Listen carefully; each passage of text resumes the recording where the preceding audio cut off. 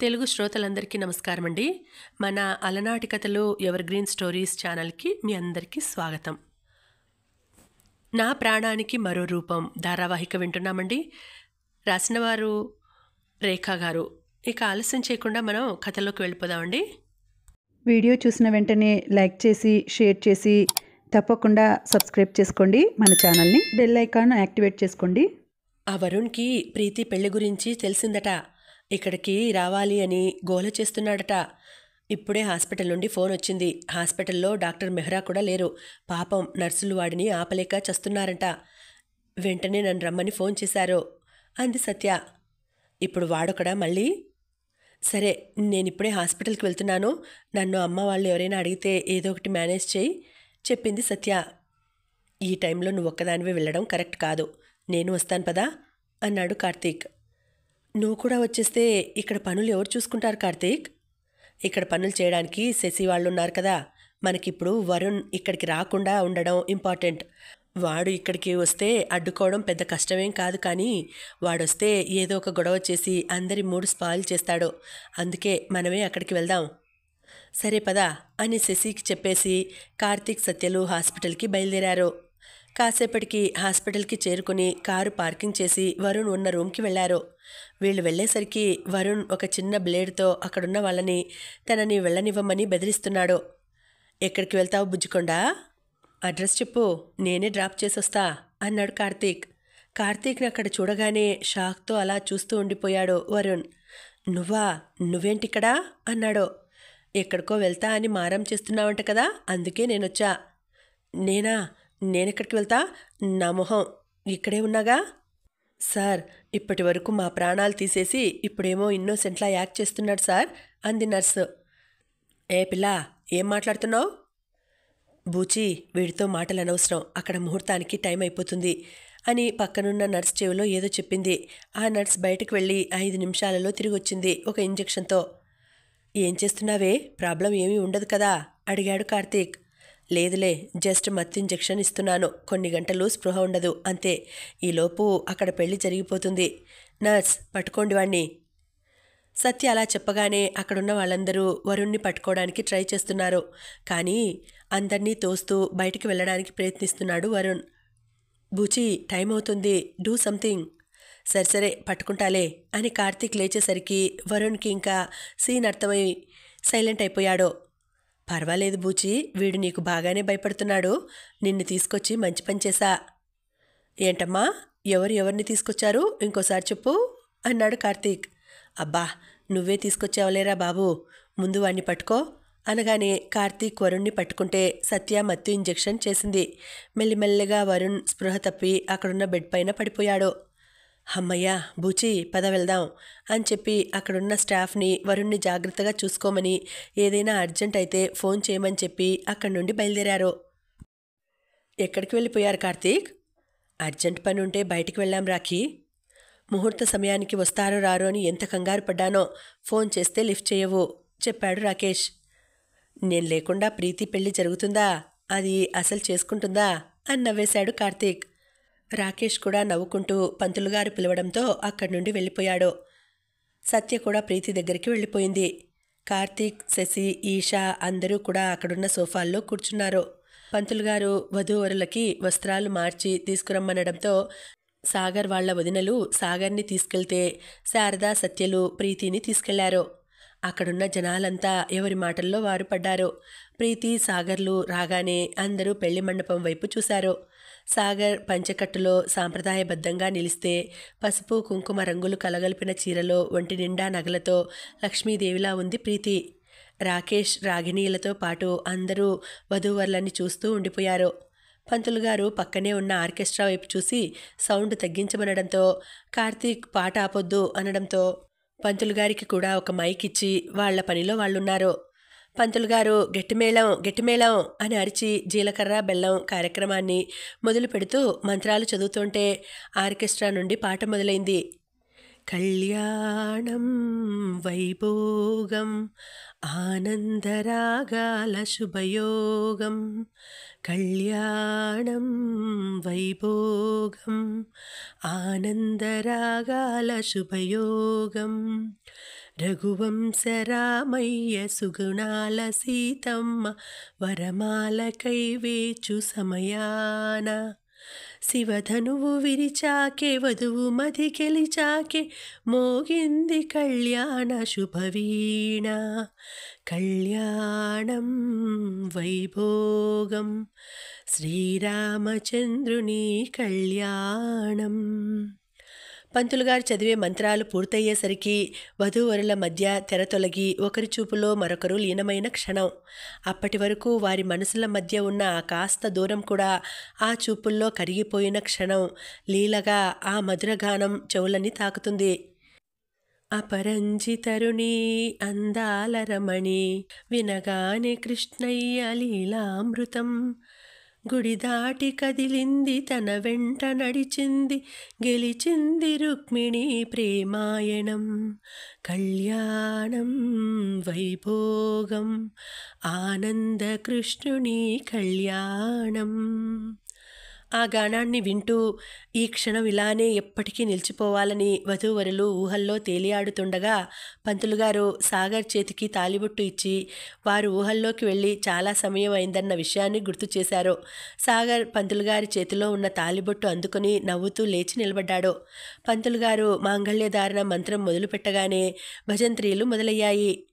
మాంగళ్యం తంతునానేన మమ జీవన హేతునా కంఠే బధ్నామి శుభగే త్వం జీవ శరదాంశతం అని ఒక పక్క మంత్రం వినిపిస్తుంటే మరో పక్క వేదమంత్రం అగ్నిసాక్ష్యం జరిపించు ఉత్సవాన పసుపు కుంకాలు పంచభూతాలు కొలువైన మండపాన వరుడంటూ వధువంటూ ఆ బ్రహ్మ ముడివేసి జత కలుపు తంతే ఇది స్త్రీ పురుష సంసార సాగరపు మథనాన్ని సాగించమంటున్నది కళ్యాణం వైభోగం ఆనందరాగాల శుభయోగం అంటూ గానం వినిపిస్తుంది.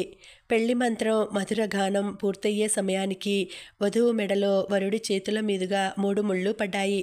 వేద మంత్రాల సాక్షిగా పంచభూతాల నడుమ ముక్కోటి దేవతలు అక్కడున్న పెద్దల ఆశీర్వాదంతో 3 ముళ్ళు 7 అడుగులతో ఆ యువజంట మరో కొత్త జీవితానికి నాంది పలుకుతూ ఏకమయ్యారు.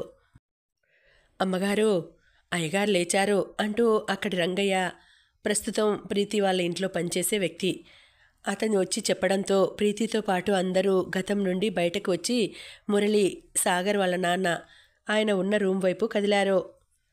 ప్రస్తుతం మద్యం మత్తులో ఉన్న మురళీకృష్ణని అంటే సాగర్ వాళ్ళ నాన్నగారిని ఇంటికి తీసుకొచ్చి రూమ్లో పడుకోబెట్టారు.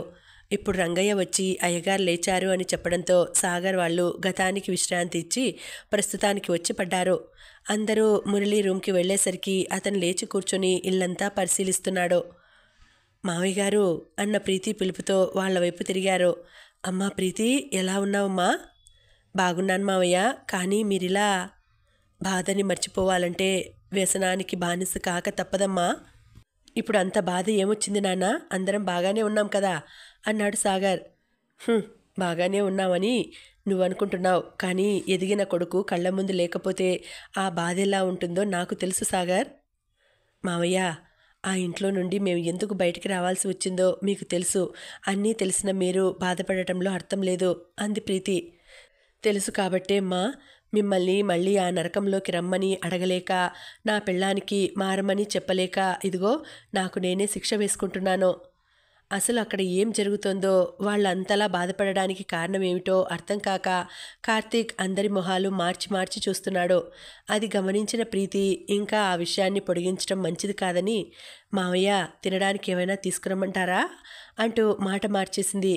అలా ఎందుకు మాట్లాడుతుందో సాగర్ ఈశాలకి అర్థం కావడంతో వాళ్ళు కూడా ప్రీతికి వంత పాడుతూ ఏం తీసుకురమ్మంటారు అని అడుగుతూ కార్తీక్ని చూస్తూ నిలబడ్డారు. ఇప్పుడేమీ వద్దమ్మా, నేను ఇంటికి బయలుదేరతాను అన్నాడు మురళి. ఏంటి మావయ్య ఇది, మీ కొడుకింటికి వచ్చి అప్పుడే వెళ్ళిపోతా అంటే ఎలా? ఓ 4 రోజులు ఉండి వెళ్ళండి. 4 రోజులా? ఎందుకమ్మా మళ్ళీ మీకు ఇబ్బంది?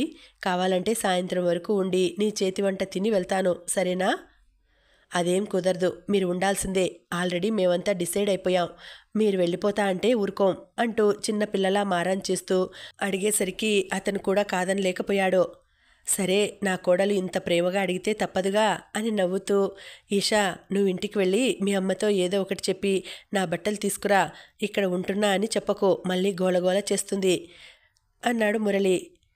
అంత లేదులే నాన్న, మీరు 4 రోజులు కాదు కదా, నెల రోజులు కనిపించకపోయినా అమ్మకి చీమ కుట్టినట్లు కూడా ఉండదు. ఆవిడకి కిరణ్ అన్నా ప్రదీప్ అన్నా ఉంటే చాలు అంది ఈషా. ఈషా సైలెంట్గా ఉండు అని చెప్పి, మావయ్య మీకోసం నేను కొత్త బట్టలు తెప్పించి పెట్టాను. ఇక అత్తయ్యతో కావాలంటే ఫోన్ చేసి చెప్పండి. మీరు ఫ్రెష్ అయ్యి హాల్లోకి వచ్చేయండి. ఈలోపు నేను వంట చేస్తాను, వేడివేడిగా తిందురు కానీ అంది ప్రీతి. అలాగేనమ్మా. రంగయ్య మావయ్య గారికి ఏం కావాలో చూసుకో, బట్టలు కబోర్డ్లో పెట్టాను అని చెప్పి అక్కడి నుండి కిచెన్లోకి వెళ్ళిపోయింది ప్రీతి. వెనకే అందరూ వెళ్ళి హాల్లో కూర్చున్నారు. ఈషా చెప్పు కార్తీక్, ఇంతకుముందు మీ నాన్న మీ ఇంటిని నరకం అని ఏదో అన్నారు, దాని అర్థం ఏంటంటావు? అమ్మో వీడికి ఏదో అర్థమైనట్టు ఉంది అని మనసులో అనుకుని, అదేం లేదు కార్తీక్, నాన్న పెద్దవారు కదా, అందుకే ఏదేదో మాట్లాడినట్టు ఉన్నారు అంతే అంది. అంతేనంటావా? అంతే అంతే అని కార్తీక్తో చెప్పి, వస్తున్నా వదినా అని కిచెన్లోకి పరిగెట్టింది. ఇప్పుడు ప్రీతి దీన్ని పిలవలేదు కదా, వస్తున్నా అంటూ వెళ్ళిపోయిందేమిటి? ఎందుకో నా నుండి తప్పించుకోవాలి అనుకుంటుంది. మామయ్య గారేమో మళ్ళీ ఆ నరకంలోకి మిమ్మల్ని రమ్మనిలేను అన్నారు. వాళ్ళ ఇంటిని నరకం అన్నా సాగర్ కానీ ప్రీతి కానీ సైలెంట్గా ఉన్నారే తప్ప తిరిగేయలేదు. అంటే దీని అర్థం ప్రీతి సాగర్లకి పెళ్ళైన తర్వాత వాళ్ళింట్లో ఏదో జరిగింది, వీళ్ళు నాకు తెలియకుండా హైడ్ చేస్తున్నారు, కనిపెడతా ఆ నిజమేంటో అని తనలో తను అనుకుంటూ ఉండగానే సాగర్ వచ్చి కదిలించేసరికి తనతో మాటల్లో పడ్డాడు. ప్రీతి ఈషా కూడా వంట పూర్తి చేసి వచ్చి వీళ్లతో జాయిన్ అయ్యారు. కాసేపటికి మురళీకృష్ణ రెడీ అయ్యి హాల్లోకి వచ్చారు. అవ్వటానికి మధ్యతరగతి వ్యక్తి అయినా మనిషి చూడ్డానికి హుందాగా ఉంటారు. ఆ హుందాతనాన్ని ఈ కొత్త బట్టల మెరుపు ఇంకాస్త పెంచాయి. అతన్ని సాగర్ వాళ్ళందరూ కాసేపు అలా చూస్తూ ఉండిపోయారు. ముఖ్యంగా ఈషా వాళ్ళ నాన్నని మళ్ళీ ఇలా చూస్తుందని అనుకోలేదు. తను తిండి తినడం కూడా మర్చిపోయిన వ్యక్తిని మళ్ళీ వదిన ఇలా మార్చింది అని మనసులోనే ప్రీతికి కృతజ్ఞతలు చెప్పుకుంది ఈషా. తర్వాత అందరూ భోజనాలు ముగించి మళ్ళీ కబుర్లలో పడ్డారు. చాలా రోజుల తర్వాత అందరూ హాయిగా నవ్వుకున్నారు. ప్రశాంతంగా ఒకరి గురించి ఒకరు సమయాన్ని కేటాయించుకున్నారు. మిగిలిన నవ్వులు కూడా వారితో జత కలిసే రోజు తొందరలోనే రావాలని మనసులోనే దేవుణ్ణి ప్రార్థించుకుంది ప్రీతి. వారం రోజులు చాలా త్వరగా గడిచిపోయాయి వారి అనుబంధ ఆత్మీయతల మధ్య. ప్రీతి, ఇక నేను ఇంటికి బయలుదేరతానమ్మా చెప్పాడు మురళి. అదేంటి మావయ్య, ఇంకొన్ని రోజులు ఉండి వెళ్ళండి. సాగర్ మీరైనా చెప్పండి. అవునాన్న, మీరందరూ ఉంటే మాకు అసలు టైం తెలియలేదు. ఇప్పుడు అందరూ ఒకేసారిగా వెళ్ళిపోతే మళ్ళీ ఇల్లంతా వెల్తిగా ఉంటుంది అన్నాడు సాగర్. అందుకే పిల్లల్ని కనమనేది, అప్పుడు ఇల్లంతా సందడిగా ఉంటుంది కదా, మీరేమో బిజినెస్ అంటూ కాలం గడిపేస్తున్నారు అన్నాడు కార్తీక్. ఎందుకో పిల్లల మాట వినగానే ప్రీతి ఆనందం అంతా ఆవిరైపోయింది. ఆ బాధ కన్నీళ్లలోకి మారకముందే అక్కడి నుండి గదిలోకి వెళ్ళి తలుపు వేసేసుకుంది. రేయ్, నీకసలు బుద్ధుందా? ఇప్పుడు పిల్లల ప్రస్తావన అవసరం అంటావా? నేనేమన్నాన్రా, ఇప్పుడు ఏదో మామూలుగా అన్నాను అంతే. నీకన్నీ మామూలుగానే అన్నట్టు అనిపిస్తాయి, కానీ ఎదుటి వాళ్ళని అవి ఎంత బాధ పెడతాయో నీకు అవసరం లేదు కదా. అయినా ప్రీతి ఇంత చిన్న విషయానికి బాధపడే టైప్ కాదు. నేనేమన్నా తిరిగి ఏదో ఒకటి అందేస్తుందే కానీ ఇలా వెళ్ళిపోదు. అసలు ఏమైందిరా అడిగాడు కార్తీక్. ఆ మాటకి సాగర్ కాసేపు మౌనంగా ఉండి తర్వాత కాస్త తడబడుతూ, ఏమీ లేదులే, సరే నువ్వెలాగో వెళ్ళిపోతా అంటున్నావు కదా, ఈషాని డాడీని ఇంటి దగ్గర డ్రాప్ చేసి వెళ్ళు చెప్పాడు సాగర్. మామయ్య గారిని మీరు డ్రాప్ చేయండి, నేను ఈషా కార్తీక్ షాపింగ్కి వెళ్తాం అని లోపల నుండి వస్తూ చెప్పింది ప్రీతి. చీరలో లోపలికి వెళ్ళిన తను జీన్స్లో బయటికి రావడంతో రెడీ అవ్వడానికి వెళ్ళిందా అనుకున్నాడు కార్తీక్. కానీ నిజానికి అతను అలా అనుకోవడానికే ప్రీతి ఇలా చేసిందని అప్పుడు కార్తీక్కి తెలీదు. ప్రీతి, ఇప్పుడు షాపింగ్ ఏంటి సడన్గా అడిగాడు సాగర్. ఏమీ లేదు, ఈషాకి కాలేజ్లో ఏదో ఫంక్షన్ ఉంది, డ్రెస్ కావాలని చెప్పింది కదా, అందుకే వెళ్దామని. వావ్ వదినా, షాపింగ్ నా కోసమేనా? థ్యాంక్ యూ వదినా అంది ఈషా. దీనికి డ్రెస్ కొనడానికి నువ్వెందుకే, నేను తీసుకెళ్తాలే అన్నాడు కార్తీక్. వద్దులే కార్తీక్, పెళ్ళైన తర్వాత అలాగే కొందువులే, ఇప్పటి నుండి ఎందుకు? మామయ్య గారు జాగ్రత్తగా వెళ్ళిరండి, అప్పుడప్పుడు వస్తూ ఉండండి. అలాగేనమ్మా. మామయ్య గారు, నేను మీ దగ్గర ఆశీర్వాదం తీసుకోవాలి అనుకుంటున్నాను, కానీ మీరు ఇక మీదట డ్రింక్ చేయనంటేనే నన్ను ఆశీర్వదించండి. నా తల మీద వేసే మీ చెయ్యి నా పైన వేసే ఒట్టుగా భావిస్తాను అని అతని కాళ్ళకి నమస్కరించింది. గొప్ప ఇరకాటంలో పెట్టావు తల్లి. ఆశీర్వాదం అడిగిన కోడలికి ఇవ్వకుండా ఎలా ఉంటాను? నువ్వేమో దానికి దీనికి లింకు పెట్టేశావా అని ప్రీతి తల నిమిరి ఎప్పుడూ నవ్వుతూ సంతోషంగా ఉండు తల్లి అని ఆశీర్వదించాడు. తర్వాత అతను సాగర్ వెళ్ళిపోవడంతో ప్రీతి, ఈషా, కార్తీక్లు షాపింగ్కి బయలుదేరారు. ప్రీతి, సత్య నీకేమైనా టచ్లో ఉందా అడిగాడు కార్తీక్. నాకా అంది కొంచెం కంగారుగా. నీకేనే. 1 ఇయర్ నుండి అసలు ఏమైందో తెలీదు. హాస్పిటల్లో ఎంక్వైరీ చేస్తే అసలు అక్కడికి ఎప్పుడొచ్చి ఎప్పుడు వెళ్తుందో వాళ్ళకే తెలియట్లేదంట. ఎవరైనా అడిగినా సమాధానం చెప్పకుండా హాస్పిటల్ని డాక్టర్ మిత్రాకి అప్పజెప్పి తను మాత్రం ఎప్పుడో ఒకసారి వెళ్తుందట. అసలు శశికి కూడా టచ్లో లేదంట. కార్తీక్ సత్య గురించి అడిగేసరికి ప్రీతి ముఖ కవళికలు మారిపోయినాయి. కానీ తను కారు వెనక సీట్లో కూర్చోవడం వల్ల కార్తీక్ వాళ్ళు గమనించలేకపోయారు. ఒసేయ్, నిన్నేనే, ఏం ఆలోచిస్తున్నావు అంతలా నేనిక్కడ వాగుతుంటే అడిగాడు కార్తీక్. నేనేం ఆలోచించట్లేదు కార్తీక్, అదే సత్య గురించే అని తన చూపుని విండో నుండి బయటకు తిప్పేసింది. అందరూ వెళ్ళిపోవడంతో మళ్ళీ ఆ ఇంట్లో సాగర్, ప్రీతిలే మిగిలారు. ప్రీతి, కార్తీక్ పిల్లల గురించి మాట్లాడితే ఫీల్ అయ్యావా అడిగాడు సాగర్. లేదు సాగర్, పాపం వాడికి నిజం తెలియదు కదా, అందుకే ఏదో క్యాజువల్గా అనేశాడు. నిజం చెప్పు, నిజంగా బాధపడలేదా నువ్వు? ఎందుకు బాధపడలేదు? అందుకే కదా రూమ్లోకి వెళ్ళి లాక్ చేసుకున్నాను. ఆ రోజు మీ ఇంట్లో జరిగింది తలుచుకొని ఏడుస్తూ కూర్చున్నాను, కానీ మళ్ళీ కార్తీక్కి డౌట్ వస్తుందేమో అని షాపింగ్ పేరుతో బయటకు వచ్చేశాను. ఇట్స్ ఓకే ప్రీతి, బాధపడకు. ఏది జరిగినా మన మంచికే. ఆ రోజు అలా అవ్వడం వల్లనే కదా ఈరోజు అనాథాశ్రమంలో ఉన్న పిల్లలందరూ నీకు దగ్గరయ్యారు. ఓహ్ షట్, ఆశ్రమం అంటే గుర్తొచ్చింది. ఈ మంత్ చెక్ పంపించడం మర్చిపోయాను. సమయానికి గుర్తు చేశావు. రేపు వెళ్ళి ఇచ్చి రావాలి. రేపు ఆఫీస్లో మీటింగ్ ఉంది, మర్చిపోయావా? ఇద్దరం కంపల్సరీ అటెండ్ కావాలి. అవును కదా, మరి ఇప్పుడు ఏం చేయాలి? సరే, కార్తీక్ని వెళ్ళమంటానులే అని కార్తీక్కి ఫోన్ చేసింది ప్రీతి. చెప్పవే, ఏం చేస్తున్నావురా? ఏం చేయాలో ఆలోచిస్తున్నాను. తొందరపడి ఏదో ఒకటి చేసేయడం నాకు ఇష్టం ఉండదుగా. ఏడ్చావులే, రేపు ఖాళీయేనా? నీకు తెలీదా ఈ కార్తీక్ ఎప్పుడూ బిజీ పర్సన్ అని? అవునా, సరే అయితే ఉంటా, బాయ్. హే, సరదాగా అన్నానులే, రేపు ఇంపార్టెంట్ పనులేమీ లేవు. చెప్పు, ఏంటి విషయం? రేపు ఆశ్రమానికి వెళ్ళి చెక్ ఇచ్చి రావాలి. నాకు సాగర్కి కుదరదు, అందుకే నువ్వు వెళ్ళి ఇచ్చిరా. రేపు ఇంటికొచ్చి తీసుకెళ్ళు. 4 సంవత్సరాల క్రితం నా పుట్టినరోజున సరదాగా తీసుకెళ్లాను. ఆ రోజు మామూలుగా చెక్ ఇచ్చి వచ్చేసాం, కానీ నువ్వు దాన్ని అలవాటుగా చేసుకుని ఇప్పటికీ డబ్బులు పంపిస్తున్నావు. చాలా హ్యాపీగా ఉందే అన్నాడు కార్తీక్. ఎందుకో తెలీదు కార్తీక్, ఆ పిల్లలతో గడిపితే టైం గుర్తుకు రాదు. ఆ పసి హృదయాలు ఎంత కల్మషం లేకుండా నవ్వుతాయి. వాళ్ళతో ఉంటే చాలా సంతోషంగా అనిపిస్తుంది, కానీ ఈ మధ్య వెళ్ళడమే కుదరట్లేదు. సరే ప్రీతి, టైం చూసుకొని వెళ్ళు. ఓకే, నాకు నిద్ర వస్తుంది. Good night. నేను రేపొచ్చి చెక్ తీసుకుంటాలే. సరే, గుడ్ నైట్, బాయ్రా అని ఫోన్ పెట్టేసింది ప్రీతి. ఆ మర్నాడు కార్తీక్ ప్రీతి వాళ్ళ ఇంటికి వచ్చాడు. బాబుగారు మీరా అన్నాడు రంగయ్య. అవును బాబాయ్, అయినా ఎన్నిసార్లు చెప్పాను నన్ను మీరు గారు అని పిలవద్దని? అదేంటి బాబుగారు అట్టా అంటారు? మీరెక్కడా, మా బోటి వాళ్ళెక్కడా? నేను వయసుకి గౌరవం ఇస్తాను, డబ్బుకి కాదు. నువ్వు నాకన్నా వయసులో పెద్దవాడివి, అందుకే నన్ను అలా పిలవకు, నాకు నచ్చదు. కార్తీక్ అని పిలువు. అట్టాగే కార్తీక్ బాబు. అదిగో మళ్ళీ బాబు అంటావేంటి? నేను అబ్బాయినని నన్ను చూస్తుంటేనే అర్థమవుతుంది. నువ్వు మళ్ళీ మెన్షన్ చేసి చెప్పక్కర్లేదు బాబాయ్. మీ మాట కాదనిలేక పేరెట్టి పిలుస్తున్నాను. ఇంకా ఇబ్బంది ఎట్టకండి బాబు. సరే సరే, ప్రీతి వాళ్ళు ఉన్నారా? లేరు బాబు, ఏదో మీటింగ్ ఉండాదని అమ్మగోరు అయ్యగోరు పొద్దున్నే పోయినారు.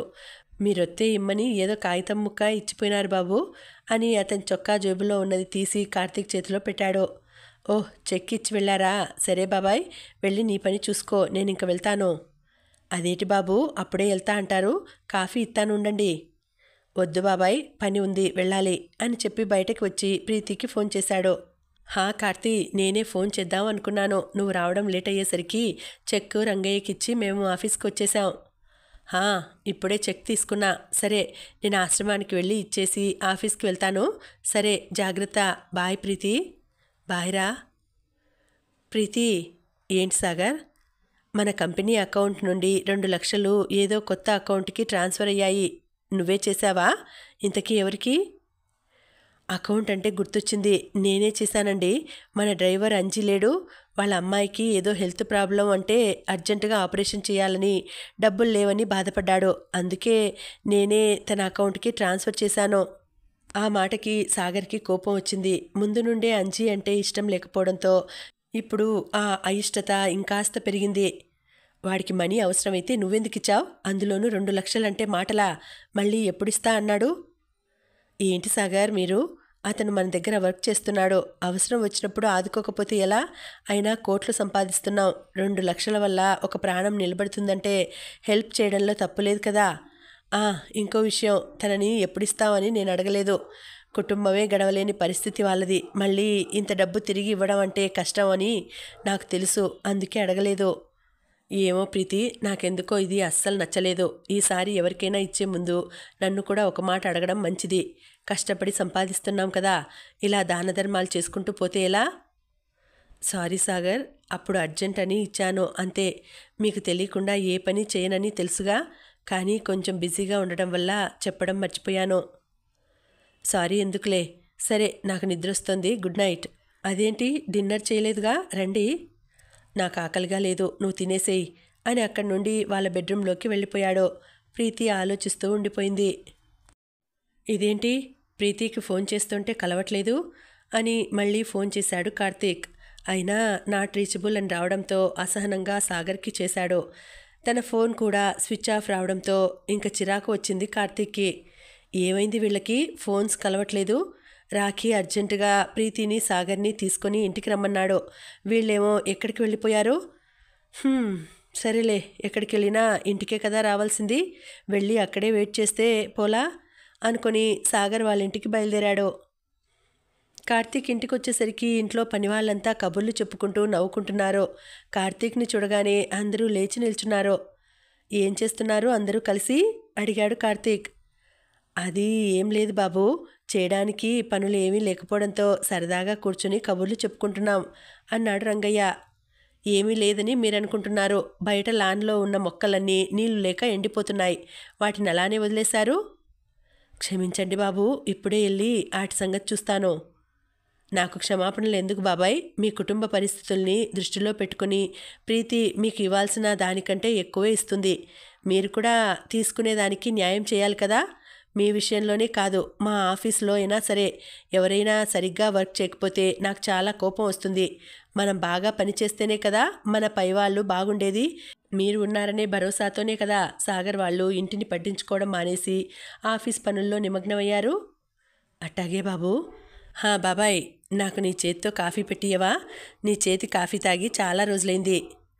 అట్టాగే బాబు, మీరెళ్ళి కూకోండి, నేను వెళ్ళి కాఫీ అట్టుకొతాను అని అతను కిచెన్లోకి వెళ్ళి 10 నిమిషాల్లో కాఫీ తెచ్చి కార్తీక్ ఇచ్చి మొక్కల పని మీద బయటకు వెళ్ళిపోయాడు. కార్తీక్ కాఫీ తాగుతూ మరొకసారి ప్రీతి వాళ్ళకి ఫోన్ చేశాడు. కానీ తను ఊహించిన సమాధానమే రావడంతో ఇక చేసేదేమీ లేక ఇల్లంతా కలియ తిరుగుతూ మధ్య మధ్యలో ప్రీతి వాళ్ళకి ఫోన్ చేస్తూ అన్ని ఫ్లోర్స్లో ఉన్న గదుల్లోకి వెళ్ళి చూస్తూ ఆఖరి ఫ్లోర్, అదేనండి 5th ఫ్లోర్లోకి వెళ్ళి ఆగాడు. అక్కడ ఒకటే గది ఉంది, మిగతాదంతా ఓపెన్ ప్లేస్ ఉంది. అసలు ఇక్కడ ఏముందని ఆ రోజు ప్రీతి రంగయ్య పైన అంత ఫైర్ అయింది? ఉన్నది ఒకటే గది, మళ్ళీ దానికొక తాళం కప్ప తగిలించి ఉంది. అంత ఇంపార్టెంట్ అయితే లాక్ చేయాలి కదా. లాక్ చేయకుండా ఇలా తాళం కప్ప పెట్టి వదిలేశారు అంటే ఇంపార్టెంట్ కాదా? కాకపోతే మరి ప్రీతి ఎందుకు కంగారు పడింది? అబ్బా, ఎవడైనా తలనొప్పి వస్తే కాఫీ తాగుతాడు, నేను కాఫీ తాగుతూ తలనొప్పి తెచ్చుకుంటున్నా అని కిందకి వెళ్ళడానికి లిఫ్ట్ డోర్ వైపు అడుగు వేశాడు. ఈలోపు అక్కడ ఏవో మాటలు వినిపించడంతో మళ్ళీ ఆగి పక్కకి చూశాడు. ఎవరిదబ్బా వాయిస్ వినిపిస్తుంది? బాగా తెలిసిన గొంతులా ఉందే. అయినా ఇక్కడ ఒక్క గది తప్ప ఎవరూ లేరే. అంటే ఈ రూమ్లోనే ఎవరైనా ఉన్నారా? అసలు అంత ఒంటరిగా ఇక్కడేం చేస్తున్నారు? ఒంటరిగా ఇక్కడెందుకున్నారు అని ప్రశ్నల మీద ప్రశ్నలు వేసుకొని లాస్ట్కి రూమ్ డోర్ దగ్గరికి వెళ్ళి నిలబడ్డాడు. అప్పుడు అర్థమైంది మాటలు వస్తుంది రూమ్లో నుండి కాదు, రూమ్ పక్కన ఉన్న చిన్న గోడ దగ్గర నుండి అని.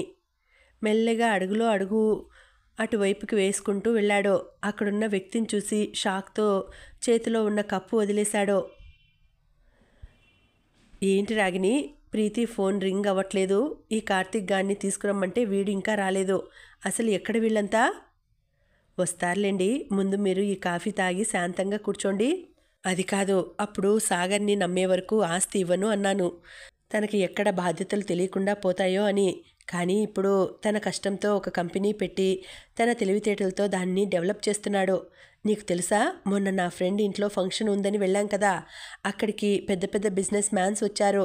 వాళ్ళంతా కూడా ఒకటే మాట, Preethi group of industries company MD Sagar మీ అల్లుడు కదూ, చాలా తక్కువ టైంలో చిన్న ఏజ్లోనే చాలా ఫేమస్ అయ్యాడు అని గొప్పగా మాట్లాడుతుంటే చాలా సంతోషం కలిగింది. ఇప్పుడు నా కంపెనీలన్నింటినీ సమర్థవంతంగా నడిపించగలడని నమ్మకం కుదిరింది. అందుకే మన కంపెనీలని, ఆస్తులని సాగర్, కార్తీక్, సత్యలకి సమానంగా పంచాలని డిసైడ్ అయ్యాను. నువ్వేమంటావు? అనడానికి ఏముందండి, మీరే నిర్ణయం తీసుకున్నా ఆలోచించే తీసుకుంటారని నాకు తెలుసండి అంది రాగిణి. ఇలా రాకేష్, రాగిణి మాట్లాడుకుంటూ ప్రీతి వాళ్ళ కోసం ఎదురు చూస్తూ కూర్చున్నారు. సత్య, నువ్వేంటిక్కడ? అసలు నువ్విక్కడికి ఎందుకు వచ్చావు? నీకేమైనా పిచ్చా? ప్రశ్నకి ప్రశ్న వేస్తావేంటి? భూచి, ప్లీజ్ ఇక్కడి నుండి వెళ్ళిపో. వెళ్తాను, కానీ నేను అడిగిన దానికి సమాధానం చెప్పు. ఇక్కడ ఏం చేస్తున్నావు? నీతో మాట్లాడి 1 year అయింది. ఎక్కడికి వెళ్ళావో తెలీదు, ఎలా ఉన్నావో ఏమైపోయావో తెలీదు. ఎంత టెన్షన్ పడ్డానో తెలుసా? కనీసం శశితో కూడా మాట్లాడట్లేదు. కార్తీక్, చెప్పేది విను, ఇక్కడి నుండి వెళ్ళిపో. కావాలంటే నేను నైట్ హాస్పిటల్కి వెళ్తాను, అక్కడికి రా, మాట్లాడుకుందాం. అది జరగని పని. ఇది ప్రీతి ఇల్లు, ఇక్కడ నాకు సర్వ హక్కులు ఉన్నాయి. అలాంటిది ఇక్కడ కాకుండా దొంగచాటుగా ఎక్కడికో వెళ్ళి మాట్లాడుకోవడం ఏంటి చెప్పు? అసలు ఏంటి విషయం? బూచి, ప్లీజ్ వెళ్ళిపో. ప్రీతి వాళ్ళు వచ్చే టైం అయింది. వెళ్ళనని చెప్పాగా, ఎవరొస్తారో రానివ్వు, ఇక్కడే తేల్చుకుంటాను. అయినా నాకు తెలియకూడని సీక్రెట్స్ ఏంటే మీకు? వీళ్ళు ఇలా మాటల్లో ఉండగానే ప్రీతి, సాగర్ అక్కడికి వచ్చారు. అక్కడ కార్తీక్ని చూసి ఇద్దరూ షాక్లో ఉంటూనే కార్తీక్ని ఎలా మేనేజ్ చేయాలా అని ఆలోచిస్తూ నిలబడిపోయారు. వచ్చారా? రండి, మీకోసమే వెయిటింగ్. కార్తీక్, నువ్వేంటిక్కడ? అయినా అంత కష్టపడి ఇంత పై వరకు రావడం దేనికిరా అంది ప్రీతి. మరీ అంత ఇన్నోసెంట్లా నటించకే. నేనేం నటించానురా? ఆ రోజు సత్య గురించి అడిగితే నాకు తెలీదు అన్నావు. మరి ఇప్పుడు ఇది ఎక్కడికెలా వచ్చింది? అంటే నా దగ్గర ఏం దాస్తున్నారు మీరు ముగ్గురు కలిసి? ఏమీ లేదురా, నీ దగ్గర దాచే అంత పెద్ద విషయాలు ఏముంటాయి? నిజంగానే ఏమీ లేవా అన్నాడు ప్రీతి కళ్ళల్లోకి సూటిగా చూస్తూ. ఏమీ లేదని చెప్తోంది కదరా, వినవెందుకు ఇలా ఇష్యూ చేస్తున్నావు? ఏం లేదా? సరే అయితే మీరేదో చేస్తున్నారు, జాగ్రత్తగా చేసుకోండి. నేను వెళ్తున్నాను, కానీ ఈసారి వెళ్ళేది తిరిగి రావడానికి కాదు, శాశ్వతంగా మీకు దూరం కావడానికి. ఈ రోజు నుండి మీకు నాకు ఏ సంబంధం లేదు. ఇంకెప్పుడు ఈ ఇంటి గుమ్మం కూడా తొక్కను అని ముందుకు నడిచాడు. ఈలోపు ప్రీతి కార్తీక్ చెయ్యి పట్టుకుని ఆపింది. ఏంట్రా అలా మాట్లాడుతున్నావు? ప్రీతి, ప్లీజ్ చెయ్యి వదులు. వదులుతాను, కానీ ఒక్కటి చెప్పు, నీకు నాకు నిజంగానే ఏ సంబంధం లేదా? ఏ సంబంధం ఉంది? జస్ట్ ఫ్రెండ్స్, అంతే కదా? జస్ట్ ఫ్రెండ్సా? అంతేనా? మన మధ్య ఇంకేం లేదా? నన్ను చెల్లి అంటావు, ఇదేనా ప్రేమ? చాలు, నిజంగా సొంత అన్నయ్య అయింటే నువ్వు ఇలా చేసేదానివా? కాదు కాబట్టే కదా ఇలా నీ చెల్లికి, భర్తకి విలువిచ్చి నన్ను పరాయివాణ్ణి చేసేసావు. అంత మాట అనొద్దు కార్తీక్, నాకు నువ్వెంత ఇంపార్టెంటో నీకు తెలీదా? జస్ట్ ఇంతకు ముందే తెలిసింది. అబ్బా, ఏంట్రా నీ ప్రాబ్లం? నీకిప్పుడు నిజం తెలియాలి, అంతే కదా అని సరిగ్గా సంవత్సరం క్రితం జరిగిన ఘోరాన్ని, అందులో ఉన్న వాళ్ళ తప్పుని, ఆ తప్పుని సరిదిద్దుకోవడానికి వాళ్ళు పడే తపనని, దానికోసం రోజు పడే ఆవేదనని వివరించి చెప్పింది. అదంతా విన్న కార్తీక్కి కాసేపు ఏం మాట్లాడాలో అర్థం కాలేదు. ఏంటే నువ్వు చెప్పేది? నిజం కార్తీక్, అప్పుడు అనుకోకుండా అలా జరిగిపోయింది. కానీ ఇప్పటికీ మాకు ముద్ద దిగడం లేదు, నిద్ర పట్టడం లేదు అంటే నమ్ముతావా? ఆ గతం తాలూకు భయం ఇప్పటికీ మమ్మల్ని వెంటాడుతూనే ఉంది. సత్యకి కూడా తన వృత్తిని దృష్టిలో పెట్టుకునే ఈ విషయం చెప్పి తన హెల్ప్ తీసుకుంటున్నాం. అంతేకాని నిన్ను తక్కువ చేయడానికి కాదురా, అర్థం చేసుకో. ఏమో ప్రీతి, నాకిప్పటికీ ఏం మాట్లాడాలో అర్థం కావట్లేదు. ఇంత టెన్షన్ని ఎలా క్యారీ చేశారే ఇన్ని రోజులు? ఇదిగో మన రౌడీ ఉంది కదా, దానివల్లే ఈరోజు కొద్దిగా ప్రశాంతంగా ఉన్నాం. చాలా పెద్దదానివైపోయావు బంగారం అని సత్య తల మీద చెయ్యి వేసి నిమిరాడు. చాలు చాలు, నీ ఫేస్కి సెంటిమెంట్ సూట్ కాదు బూచి. అయినా అది మన ప్రీతి. దానికి ప్రాబ్లం వస్తే మనం కాకపోతే ఇంకెవరు తోడుంటారు? చేసిన తప్పుని కప్పిపుచ్చడానికి సాగర్ బావ రాంగ్ స్టెప్ తీసుకున్నారు. అందుకే ఈరోజు విషయం ఇక్కడి వరకు వచ్చింది. ఒకవేళ మనకి ముందే చెప్పుంటే వేరేలా డీల్ చేసేవాళ్ళం. సరేలే, ఇక ఆలోచించి ఏం లాభం? ఇప్పుడంతా ఓకేనా రౌడీ? ప్రాబ్లం ఏమీ లేదు కదా? లేదు, ఇంకొన్ని రోజుల్లో అంతా సెట్ అయిపోతుంది. ఈ విషయం బయటకు వెళ్ళకూడదు అనే నేను అందరికీ దూరంగా ఇక్కడ ఉండాల్సి వచ్చింది. ఆఖరికి శశితో కూడా మాట్లాడడం లేదు. పాపం వాడెలా ఉన్నాడో ఏంటో. నువ్వు లేవు కదా, బాగానే ఉంటాడు. అంటే ఏంటిరా? డాక్టర్ మేడం, అర్థం చేసుకోండి మేడం, మీరు పెద్ద జిడ్డు క్యాండిడేట్ అని. పోరా వేస్ట్ ఫెలో. ఏదో ఒకటి కవర్ చేద్దాంలే కానీ ముందు వాడికి ఫోన్ చేసి మాట్లాడు, లేదంటే పిచ్చోడైపోయేలా ఉన్నాడు నీ అమర ప్రేమికుడు అన్నాడు కార్తీక్. సరే కార్తీక్, ఇప్పుడే మాట్లాడతాను. ఇప్పుడు వద్దు, నేను ప్రీతి సాగర్ రాఖీ దగ్గరికి వెళ్తున్నాం. మేం వెళ్ళాక తీరిగ్గా కూర్చొని చెప్పుకోండి ప్రేమ కబుర్లో. డాడీ దగ్గరికి వెళ్తున్నామా? ఎందుకురా అడిగింది ప్రీతి. బాగానే ఉంది నీ వరుస. ఏ ఆడపిల్లైనా పుట్టింటికి వెళ్తున్నావంటే ఎప్పుడు అంటుంది. నువ్వేంటే ఎందుకు అంటున్నావు? ఏ మీ సాగర్ గారు పుట్టింటిని మరిపించేంత ప్రేమగా చూసుకుంటున్నారా ఏంటి అన్నాడు సాగర్కి కన్ను కొడుతూ. ఆ నోరు కాస్త మూసి ఎందుకో చెప్పు అన్నాడు సాగర్. మిమ్మల్ని తీసుకొని అర్జెంటుగా రమ్మన్నాడు. ఎందుకో నాకు తెలీదు, దానికోసమే ఇక్కడికొచ్చా. మీరు లేరని ఇలా పైకొచ్చా. మంచి పని చేసావులే కానీ సరే పదా వెళ్దాం, డాడీ వెయిట్ చేస్తూ ఉంటారు అంది. ప్రీతి, నేనొకసారి ఆ గదిలోకి వెళ్ళి రావచ్చా? దానికి పర్మిషన్ ఎందుకురా, వెళ్ళు. సత్య, తనని తీసుకెళ్ళు. సత్య కార్తీక్ అక్కడున్న రూమ్లోకి వెళ్ళి కాసేపటికి బయటకు వచ్చారు. ప్రీతి, నువ్వు చెప్పింది నిజమే. చూస్తుంటే నాకే చాలా షాకింగ్గా అనిపించింది. నిజానికి ఎగ్జైట్మెంట్గా ఉంది. అప్పుడు మా పరిస్థితి కూడా అంతే. సరే వెళ్దాం పదా. జాగ్రత్తగా వెళ్ళిరండి అంది సత్య. సరే సత్య, జాగ్రత్తగా ఉండు. ఏ అవసరం వచ్చినా వెంటనే ఫోన్ చేయి. ఓకే బాయ్ అని చెప్పి ప్రీతి వాళ్ళు అక్కడి నుండి వెళ్ళిపోయారు. ఇంకా ఉందండి, కథ కొనసాగుతుంది. మళ్ళీ వచ్చే వీడియోలో తర్వాతి భాగం వినేద్దామండి. అంతవరకు సెలవు. నమస్తే.